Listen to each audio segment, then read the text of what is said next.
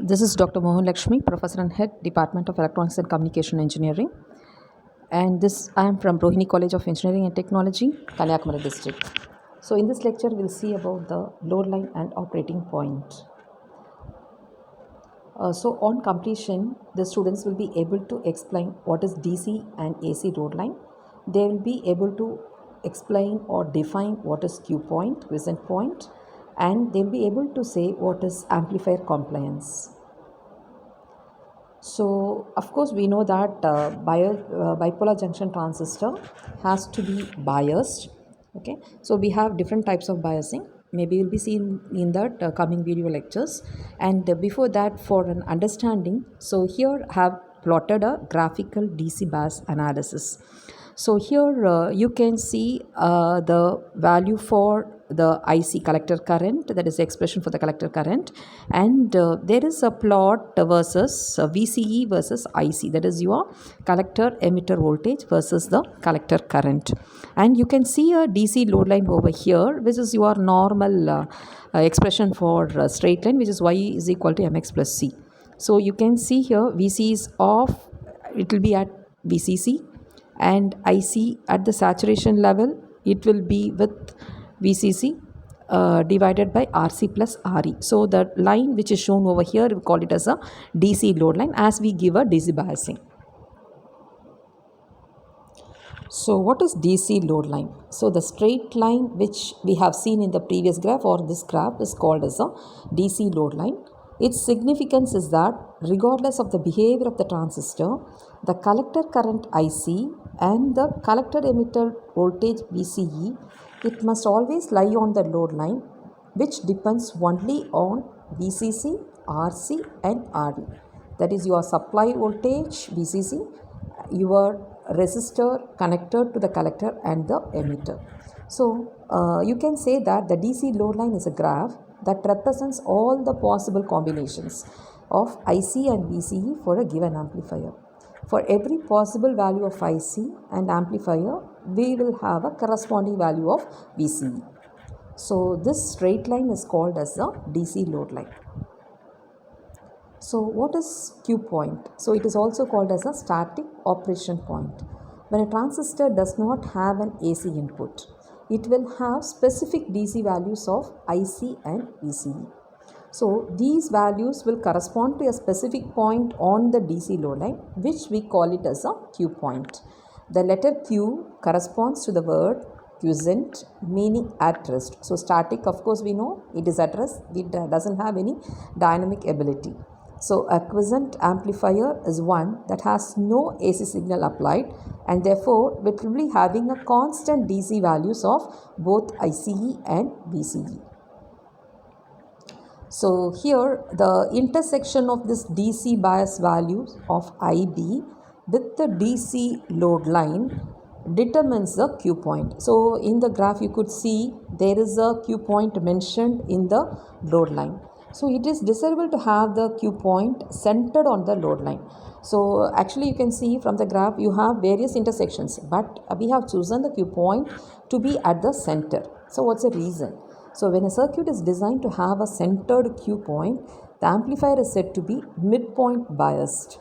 So midpoint biasing allows optimum AC operation of the amplifier. So you can have a maximum efficiency or a very optimal operation. So DC biasing in case it is mixed with an AC signal. When an AC signal is applied to the base of the transistor, ICE and VCE will both vary about their Q point values. So when the Q point is centered, we know that very well IC and VCE can make maximum possible transitions above and below their initial DC values. When it is above the center on the load line, the input signal may cause the transistor to saturate. So when this happens, a part of the output signal will be clipped off. So similarly, if it is going to be below the midpoint on the load line, the input signal may cause the transistor to cut off. This can also cause a portion of the output signal to be clipped. So in either case, both if it is centered, it is not a problem. In case if it is going to be above the center of the load on the load line or below, then the output signal gets clipped off. So DC biasing plus AC signal. So this shows that it is limited by saturation, limited by cutoff. Then exactly this is the center Q point where you could see there is no type of clipping over here. So AC load line. So till now we have seen AC load line, sorry, DC load line. The AC load line of amplifier will not follow the plot of the DC load line. So this is due to the DC load of an amplifier is different from the AC load. So obviously we know that DC load is different, AC load is different. So here there is a slight bit difference over here. The dotted line shows you the DC load line, whereas the AC load line which is not dotted. But anyhow, the intersection of these 2 points will be your Q point. So what does this actually tell you? The AC load line is used to tell you the maximum possible output voltage swing for a given common emitter amplifier. In other words, I can say that AC load line will tell you, or it will refer to a maximum possible peak to peak output voltage for a given amplifier. So this maximum VPP is referred to as the compliance of the amplifier. So here AC saturation current cutoff voltage. So here you can see here AC saturation current and AC cutoff voltage. Here this is an AC load line, it is mentioned over here, and here you can see the expressions for VCE as well as IC, which is at the saturation level, so which involves the the collector current as well as the VCE with respect to the Q plus the allied contributions from the different elements. So amplifier compliance. So amplifier compliance, this is nothing to do with the DC load line.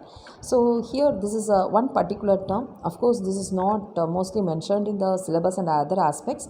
So this is will tell you the maximum possible output voltage swing for a given common emitter amplifier. So the maximum possible peak to peak output voltage that will tell you the compliance of the amplifier. So this is found by determining the maximum possible value of IC and VCE from their respective values of ICQ and VCQ, so which we have seen in the previous slide. So this is your maximum possible compliances. So we see, that is, we need to calculate the maximum possible voltage VPP. Thank you.